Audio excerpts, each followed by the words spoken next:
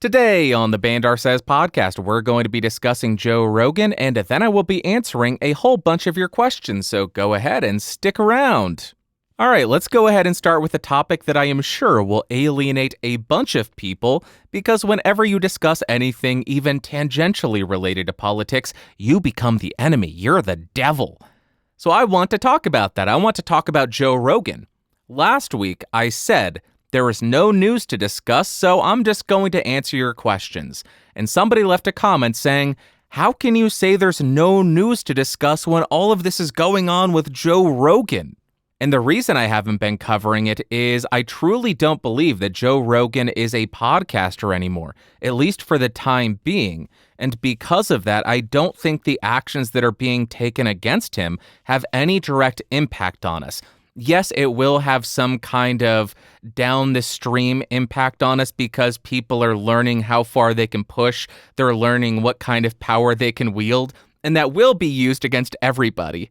That's undeniable. But at this time, it doesn't have any direct impact on us because, in my opinion, Joe is no longer a podcaster. As soon as Joe Rogan signed that exclusive distribution deal with Spotify, he went from being a podcaster to some form of on-demand, long-form talk show host with corporate overlords who do have control over your content. And being that I don't get upset when an executive at SiriusXM tells Howard Stern what he can or can't say, or who he can and cannot have on, or when one of the executives at Fox or CNN tells their hosts what they must say and what they can't say and who they can or can't have on, I don't care when that happens, so why would I have a different standard for Joe Rogan? The reason I'm bringing this up is I think a lot of the outrage or a lot of the concern is people still view Joe Rogan's show as this independent podcast that is not owned, that nobody has control over, that Joe can do whatever he wants. It is a free speech platform. As soon as he signed that deal, nope, not anymore. He may have thought that was the case. He may have thought that was the case. But if anybody thinks that a corporation is going to hand over $100 million and not have some form of control over a property that could have tremendous impact on that corporation's reputation, that is silly. He or she who has the money makes the rules, and in this case, Spotify handed over $100 million and said, we are going to distribute your show. We have exclusive rights to do that. Because of that, I imagine Spotify could even say, we are going to hide every single episode until this contract expires. Until this contract is over, we are going to hide everything. So as soon as he signed it, he lost that independence and that control over his content, that ability to create and publish whatever he wanted. I'm sure that he could still create whatever he wants, but Spotify having that final say because it's their platform and they own the rights for distribution could probably say, we're not going to publish this, or we're going to take down these 100 episodes, which is exactly what we saw over the last couple of weeks. And I want to point out, this is exactly what's so amazing about podcasting. It's hard to censor. It's hard to take down an entire podcast or an individual episode, assuming you are self-hosted and you have your own audio files hosted and your own RSS feed. You could delete my YouTube channel. You could hide my podcasts from podcast directories, but people could still listen to it in their podcatchers even. They could still listen to it because it still exists online. The way that this works is if you have your own hosting and your own RSS feed, regardless of whether or not you are in a podcatcher or a podcast directory, somebody could go into their podcatcher, click the Add Podcast button, and post the RSS feed's URL, and that means that podcast is going to show up in that person's app, in their feed, whenever a new episode is published. This even works with podcasts that have been tremendously banned. Let's talk about InfoWars, probably the most banned person on the internet. He was deleted off of everything. You cannot search for him anywhere on any podcast directory, except maybe Podcast 2.0, and find his podcast. It's not there. It doesn't exist. But if you have the InfoWars Alex Jones RSS feed URL, you can still add it to your podcatcher and listen to it. It's a proof of concept. I'm making a point that it is very hard to deplatform, to censor, to cancel a podcast as long as the individual does their own hosting. As long as they own their own RSS feed, it's nearly impossible to deplatform them unless these podcast apps roll out some kind of feature that blocks you from even adding some kind of RSS feeds. But I imagine the workaround there would be just create new RSS feeds constantly and they can't block them all.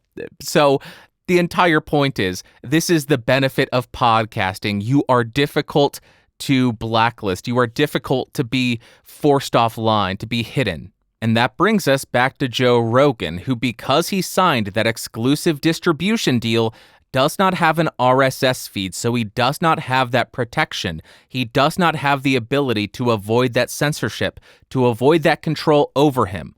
He loses that benefit, but that exclusive distribution deal did give him one huge, massive benefit. $100 million. That's so much money. That's FU money, but he gave somebody the rights to his content for, I think 4 years maybe, something like that. So he has FU money, but he can't say FU because they control his content. So the FU money doesn't give him any power for the time being. It's amazing. But that's all I have to say about that. I do want to touch on something, and I think this is where a lot of people are just going to abandon ship and say, screw you, Brandon. Screw you, Bandar, Banjo, whatever your name is, I hate you. There is one thing that I saw that sent a chill down my spine. It was the White House administration saying, we want every platform to continue doing more to call out mis- and disinformation and uplift accurate information, and then saying that the warning labels that Spotify put on Joe Rogan's podcast were a positive step, but more needed to be done. And when I heard that, a chill went down my spine. Let me explain. Because I'm sure a lot of people are saying, yeah, calling out bad information, that's good. That's a positive thing, right? That's a good thing, right? Saying this is incorrect information, that's good. You may even think, especially regarding public health, that's what should happen. But the reason that I found it concerning and why a chill went down my spine is because of who was advocating for it. Or I guess rather, which institution was advocating for it, which political institution was advocating for it, and the fact that I 100% distrust them with power. I don't trust them as far as I can throw them, and I'm not very strong, and they look very heavy. They would be hard to throw very far, meaning I don't trust them. That's what I'm trying to say. There are two bits of that I found terrifying. The first one being uplift accurate information, and the second, more to be done. What more is there to be done? I don't want to know what more there is to be done because I don't think it's going to be any good, especially coming from a government. And the second part, uplift accurate information. Why though? Because uplifting accurate information sounds great. Well, I've been watching YouTube for a very long time, and I remember when a lot of hit pieces came out against YouTube, saying they need to prioritize authoritative content, authoritative information, or in other words, uplift accurate information. And what was that code for, in my opinion? Push down the independent news creator because they aren't saying what we want, and promote the mainstream, the legacy media companies, and they get that promotion for free. They get free promotion right at the top of YouTube. That would cost tens of millions of dollars, and they only had to write hit pieces about YouTube to get it. It was brilliant, absolutely brilliant. But why am I bringing that up? That's news agencies, and here we're talking about the government saying, yeah, they need to do more to uplift accurate information. Because I think that's what the government, what politicians are asking for. Uplift, quote unquote, accurate information. I don't trust politicians to be able to identify accurate information. I don't think their brains work that way. I only think they have one skill in terms of identifying information: politically advantageous information and politically damaging information. And I think that's exactly what they're advocating for, and the way that it would be applied if they see that this is effective, if they are able to coerce, pressure a company into taking down information that they don't like. Right now, you may think, good, get rid of that information. I don't want it. It's harming people physically. It's medical misinformation. You may think that, but I am thinking after this, what are they going to do with it? But I just want to ask one question. Do you truly believe that if politicians learn that this is effective, that they are able to limit the distribution or even censor information that is politically damaging to them and the systems are put in place? Do you truly believe that politicians will say, you know what? Let's shut it all down. We don't want that power. We don't want that ability. We want people to say whatever they can about us, especially the politically damaging stuff. I don't trust them to do that. So I don't want this kind of thing to exist. I don't want corporations to cave to political pressure because that just tells politicians that they can do the same thing to them. And it will be done. It will be done. That's my concern about all of this. But if you truly believe they will just throw all that power away, in my hand right here, this is an invisible pizza. It's an invisible pizza, it's an NFT, and it cleans your room. $1 million. Hit me up, I'll sell it to you. And I already know there are going to be people writing comments saying, private platform, they can do whatever they want. Yes, sure they can. Especially for Joe Rogan. They own the exclusive distribution rights of his content. They absolutely can do that. But it doesn't mean that I can't point out that I think it's very concerning that governmental institutions are advocating and supporting it. That is just terrifying to me. And the final thing that I want to say to wrap up this story is just going to alienate everybody, because why not? Let's just piss off everybody. If everybody's mad at me, then nobody's mad at me. Is that how it works? I don't think that's how it works. If everybody's mad at me, everybody's mad at me. Whatever. If politicians and news agencies are going to advocate for further action to be taken to limit the distribution and publication of mis- and disinformation, all I have to say is, you first. I don't trust you, and I don't think I ever will trust you. I think they are all corrupt, and I think they all have motivations other than our well-being. They don't care about us. They care about power. They care about money. I don't like them. I don't trust them. Now everybody hates me. Good. Let's talk about what I've been testing. I am still on the LCT1040. I am on 100% tube, the warm setting. So this one's a little bit more neutral. The dark setting rolled off a bit of the top end. The warm setting is more neutral. I don't want the clear because that has a big Lewitt bump in the top. So I wanted to do warm, and I really enjoy it. Again, full disclosure, I don't know if I have to say this every effing video. This was sent to me by Lewitt so I could use it and make a review about it. I will be doing that. Blah, blah, blah, blah. Okay, let's talk about what you had to say. First comment comes from Publius TV. They say, where's the Beacn mic review? Waiting for your thoughts before I buy. Publius, Publius,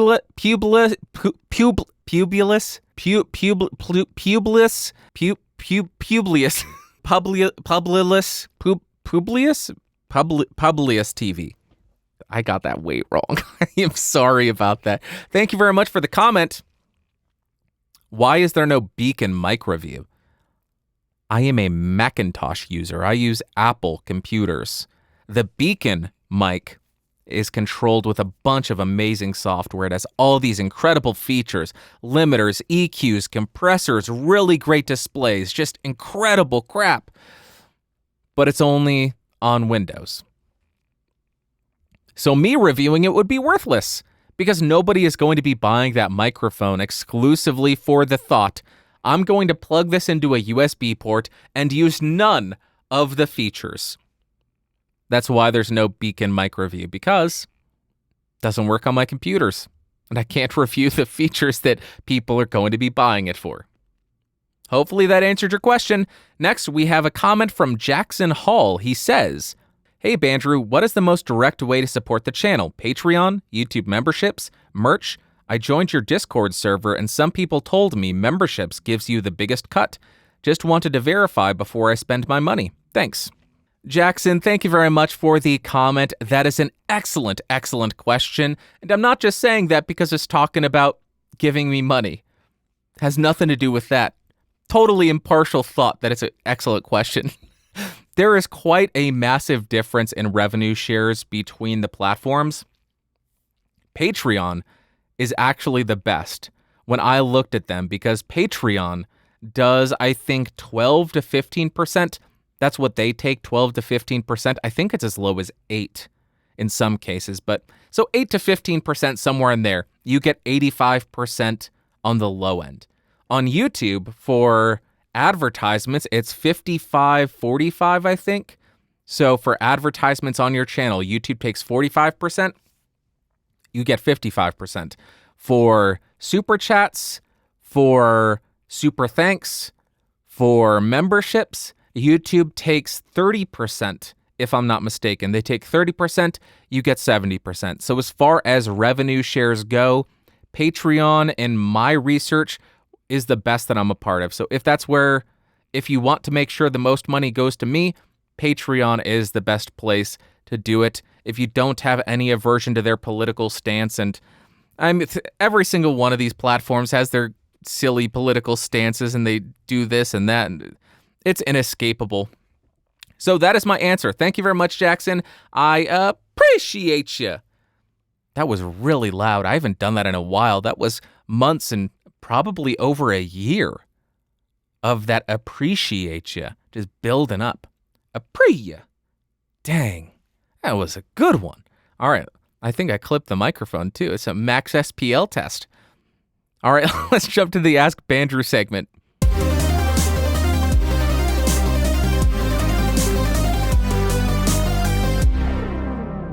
Welcome to the Ask Bandrew segment, a segment where you ask questions and I answer them. And my name is Bandrew. Shit. Screwed it up again. I am in such a weird mood today. I'm not going to edit that. I don't care.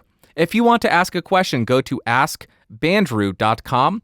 There are instructions on how to send in audio and video and even text-based questions. I do prefer audio and video because then I don't have to read. I stink at reading. Let's jump to the first question, the first email. Actually, first I need some water and I will edit this. Did you hear that open up? Yeah, that was tight. All right, first email comes from Antonio. He says, "Hello, Bandrew. I used to make gaming YouTube videos, but now want to start creating audio, techish content where I give my honest opinions on things while packing it with memes so that an audience with a low attention span, like me, can educate people on topics while also having fun learning new things. What would you think of this style of education or YouTube videos in general? Do you have tips on how to make educational videos like you do, workflow, recording, things you wish you knew before you started making these videos? Thank you and have a great day. Looking forward to Tuesday's video and a possible Friday video." Antonio, thank you very much for the email. Those are excellent questions. As far as that content type, it doesn't sound like it's geared towards me. It's not my cup of tea, but if that's what you like, if that's the content that you want to see on YouTube, make it. 100% make it, because you're going to be passionate about it. That's what you need. You need to enjoy what you're making, because otherwise you're going to be super depressed and bummed out when you're getting 5 views a video. But if you're making the content that you want to see, you're going to be proud as hell every single time you publish a video. You're going to say, "That was amazing. That's so cool. This is a video that I wanted to see." Okay, then you ask for tips on this type of content. Tip number 1, as cars rev their engines outside and drive me furious. I have had to edit out so many cars over the last couple of weeks. I hate them. Get quieter cars, you jerks.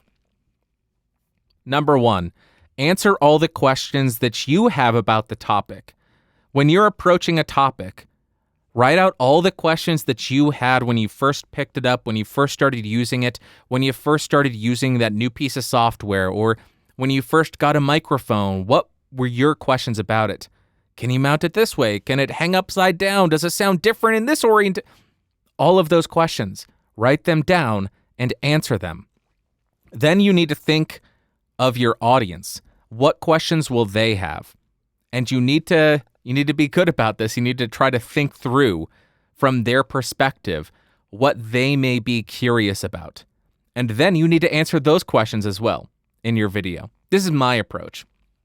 And the final thing, And what I think is most important, and a lot of people miss this, I think this differentiates great teachers from good teachers. Make sure to tailor your response to the level of expertise of your audience. Don't assume that your audience has a baseline knowledge XYZ. Try to get a good understanding of where your audience sits, and then tailor your responses to those questions for their expertise level. Don't talk in all the technical jargon, or if you do start to introduce it, explain what that technical jargon means, and also try to explain the concepts that you're describing. So if you were saying it's a cardioid polar pattern, okay, well, what does that mean? Does that mean it picks up audio on the top of it? Can I talk into the top of it? Like the Blue Yeti? Does this sound good? No. So the entire point of what I'm saying is tailor your response to your audience's technical level, and that will help you go far. I was talking to somebody about this the other day. I think that's why podcastage initially started to take off, because I have a very basic understanding of recording. I don't have very technical knowledge, like people like Julian or sound speeds. I'm a big old dummy when it comes to all the technical stuff. I just know the application, kind of. So I was able to view a lot of the stuff that I was talking about from a similar technical level as the people who were searching for it. So I think that's what made a lot of my earlier stuff more appealing to a wider audience. So those are my pieces of advice there. Then you say, what I wish I knew before I started making videos? This is one that took a while to understand, and it permeates everything tech related. Everything. Phones, microphones, interfaces, computers, operating systems, whatever it is. People seem to put a lot of their self-worth in the gear that they use, and they will get offended if you don't like something that they use. So be prepared for that. People will come after you. And that's something that you just need to accept. I see a lot of people just saying, I'll just ban all the people who are rude to you. But then I start thinking through it, and I say, that's wrong. My entire channel is based on reviewing stuff, so why would I want to limit somebody essentially reviewing me in the comments? Or why would I think it's okay to delete people leaving negative reviews about me saying, this guy's an idiot, this video's wrong? No, I review stuff, so I should be open and accepting of people essentially reviewing me, even if that review is negative. So that's what I wish I knew at the beginning. Hopefully that was helpful. I hope that helped you all around, Antonio. Very best of luck on the new channel. Go ahead. Some uplifting thing. All right, next we have a voice submission from Travis. Take it away, Travis. Hello, Bandrew. It's Travis from Ottawa, Canada. Again, I think I was on here before. I was watching the BSP-290 episode, and it had a couple of very interesting points that were discussed. One was, what's the best microphone? Oh, heck, what was it? A good proximity effect and background noise. And you had the Rode Procaster mic, and I thought, that's neat. I just got this about a couple of weeks ago. I'm still getting around to using it. Then later on, another question was an outboard compressor recommendation. And again, I was excited because I found lately with my setup here, I'm running the Procaster through, it's actually a company called Black Lion Audio. They make, I think it's API style preamps. In this case, that's the B12A. It's a 4-channel preamp. So it's obviously 4 channels, but I just kind of abuse it for like a voice microphone because it is a preamp and I like the way it sounds. And then I have the output of it going into, it's an Art Pro VLA2. I think it's made in Canada because Art is kind of like affiliated with Yorkville Music, which is kind of like Canadian Marshall for histories. But it's a valve compressor or Vactual compressor, they call it. But if you dial it in a little bit, I'm running my vocal chain through it now. Technically, I run in Reaper, I have like a software noise gate that just helps cut out the background noise. Now, my other audio chain, I do have It's like an NTG5 shotgun mic that goes through the DBX286S, and I found, it works good. It's the good budget, one-stop shop thing to go. But my favorite new setup is having the Procaster through the Blackline preamp, and then again through the Art Pro VLA compressor. I mean, this is it now. So I don't really have a question, I guess. I just had a bunch of rambling. Appreciate the work you do, the reviews. And I remember, I guess the other questions were kind of related to these things about microphones and preamp setups and stuff. So I thought I'd share my experience, because I remember, you kind of mentioned that you haven't had experience with the couple others you mentioned. Like one of them was the Universal Audio. And I think that's neat. And I thought, well, I have experience with Blackline and they seem pretty good. Thanks for listening. Another point, you mentioned later on how creating content for your channel, that you should absolutely create content that you yourself would want to watch. And I mean, when you say it out loud, it sounds totally obvious that, yeah, that's exactly what I should be doing. But I think a lot of people, it's so easy. Like, people can get caught up in, I guess, you want to follow the algorithm, or you have some kind of goal or some kind of, like, something driving you that says you should do this or you should talk about that. But when you think about it, like, it's so easy to lose track of what it is that you wanted to do, and you end up kind of creating content for what you think somebody else wants you to do instead. So, I mean, just to hear that voice of, like, do something that you yourself will want to watch, that's like very good feedback for me. And I think, I don't really have a channel. I don't really do much content, but I mean, this year for sure, any content I do get around to creating, I'm going to absolutely try to create it for stuff that I would actually want to watch. So thanks again. Travis, thank you very much for the voice submission. I appreciate you. I also appreciate you sharing your ramblings, as you put it, and your experience with the Procaster, the Blackline audio preamp, and the Art compressor. If I may offer some unsolicited advice, speak clearly, Bandrew, enunciate. My advice would be to cool it with the noise gate, because it is very noticeable and quite distracting. And also, I would maybe try backing off the microphone a little bit, and or introducing a deep breath plugin and or a mouth declick plugin, because I was getting a lot of mouth clicks and breaths. And when you compress your audio, that's going to bring up the breaths. It's going to bring up the mouth noises, so you need to do something to mitigate that, whether it be getting a little bit farther away from the microphone, making sure you're really well hydrated, or using plugins. I do all of those things. I try to do all of those things. Stay well hydrated. I don't get right on top of the microphone, which would really exaggerate those. And I still use deep breath and mouth click. Water break. Now I want to talk about the next thing that you brought up, which is the idea of losing track of what you really want to make on YouTube in order to chase the YouTube algorithm. This happens way too much.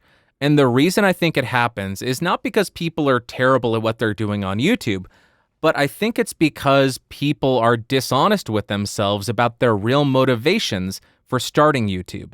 To me, it seems like a lot of people that fall down this road do not start YouTube channels because they have this burning need to make content covering topic X, Y, or Z.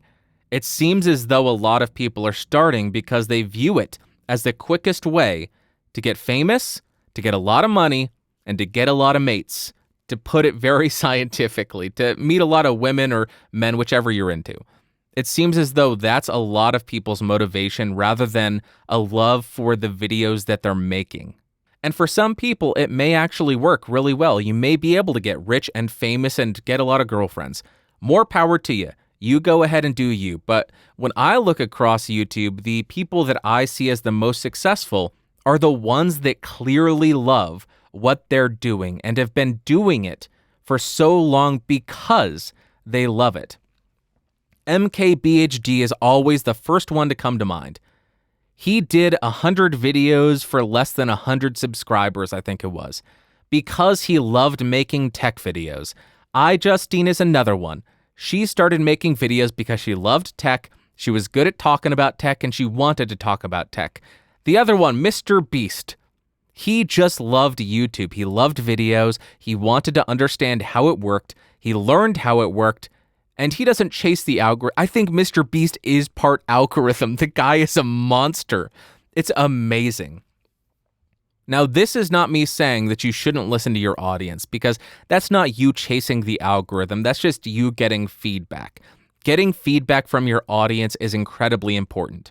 Still make the content that you want to make, but take feedback from the people you're trying to benefit and improve what you're making to make a better final product for the people watching your video. That's always my stance on it. Unless it's just a really mean comment for the sake of being mean, then I try not to look at it. But those are always the ones that just stick with you, aren't they? That's like an illness that creators have. Oh, 99 really nice comments. Then this one person just called me a dickhead and said I look dumb. And then you think about that for the next week.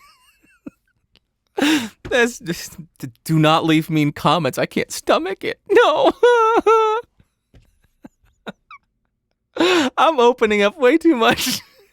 Anyway, what are we talking about? I'm confused. Is this still going? It is still going. Okay. Where am I in my outline? Yeah, feedback from your audience. That's good. And the last thing I wanted to say is, or why I think making content that you want to see and that you enjoy making is important. You will go through times where your numbers go down. You will go through times where your views are low, where your subs are low. If you hate the content that you're making, those downtimes, you're just going to throw in the towel and say, screw this. I hate what I'm doing. I'm not getting anything out of it. I'm out of here. But if you enjoy what you're making, then that will carry you through those downtimes. You'll say, nobody's watching, but I'm having a damn blast. This is a ton of fun. Look at this podcast, for example. I'm at episode 293. I have put in hundreds, nay, thousands of hours into this podcast, and I get very minimal traction with it. I am fine with that because I just love doing it. Sometimes I just say, I don't want to do it. I don't feel like it. And that's fine. It's a hobby for me. It's something I do for fun. Make the content that you want to see and make the content that you love making. Enjoy it. Otherwise, what the hell are you doing on YouTube? I'm going to make content that makes me miserable to make. You dummy.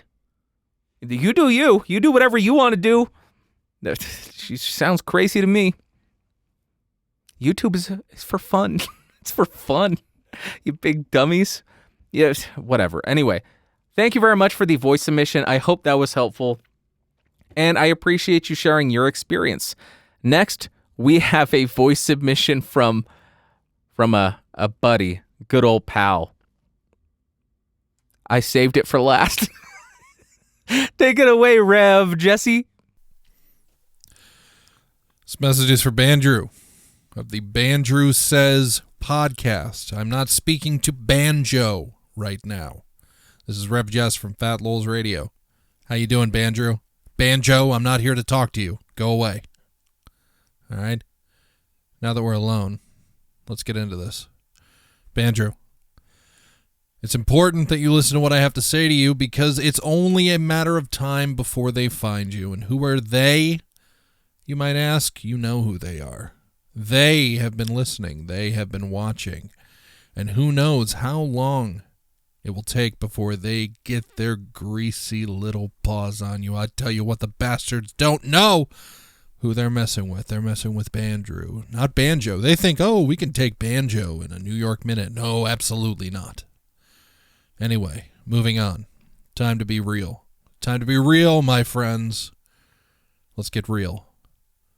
Bandrew, let's talk. All right? My question for you today is of the utmost importance. Okay? There is nothing in the rest of these voice submissions that could be nearly as important as what I'm going to ask you today. Okay? And it is very important that you put this right smack dab in the middle. Right? You can't save it to the end because some people, you lose retention. I get it. Okay? I get it. I know it makes you sad. All right? But let me tell you, they don't want people to hear this question. That's why it's important to put it right in the middle of the show so that people hear it. All right? All right? Are they listening? I don't know. All right. Okay, my question for you, Bandrew, is... All right, are you ready? Are you ready? I don't know. You hold on. Wait. Let me prepare here. Okay. Everybody ready? My question is, how you doing, Bandrew? It's been a minute.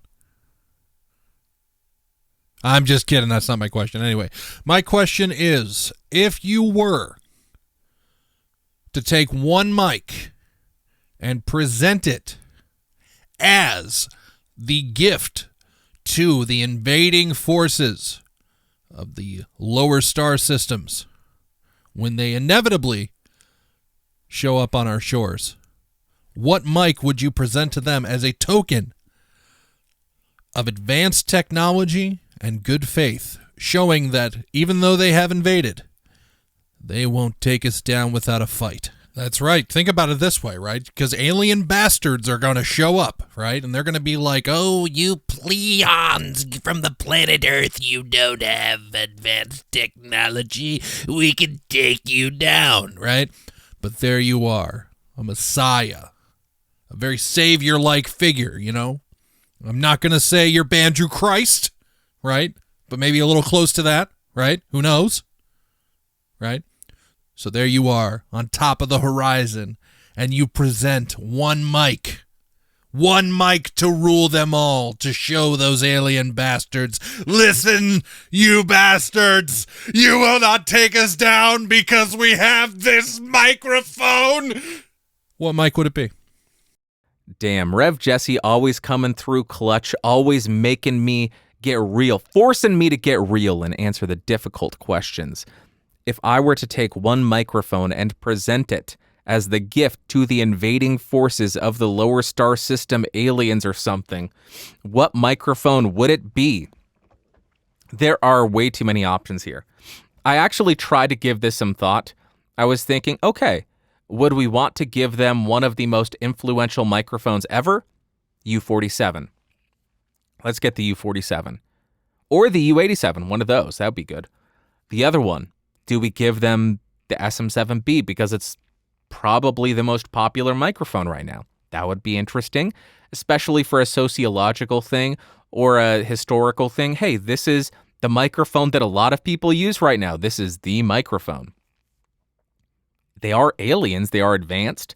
Why not something? I'm going to hold up this microphone to the camera. The LCT1040. I guess it doesn't look... It looks fancy to me, okay? It's futuristic looking. The LCT1040 is a very futuristic microphone. I am sure the aliens would like that. But then it clicked for me. It clicked for me. Let me tell you why it clicked for me. Because I have some friends who like watching me die inside. And they will constantly send me terrible, terrible tweets. And this is disgusting. There is apparently a new trend, or hang on, let me go into my Twitch mode. There's a new meta on Twitch where there's ear licking. And it is one of the most repulsive things I have ever seen.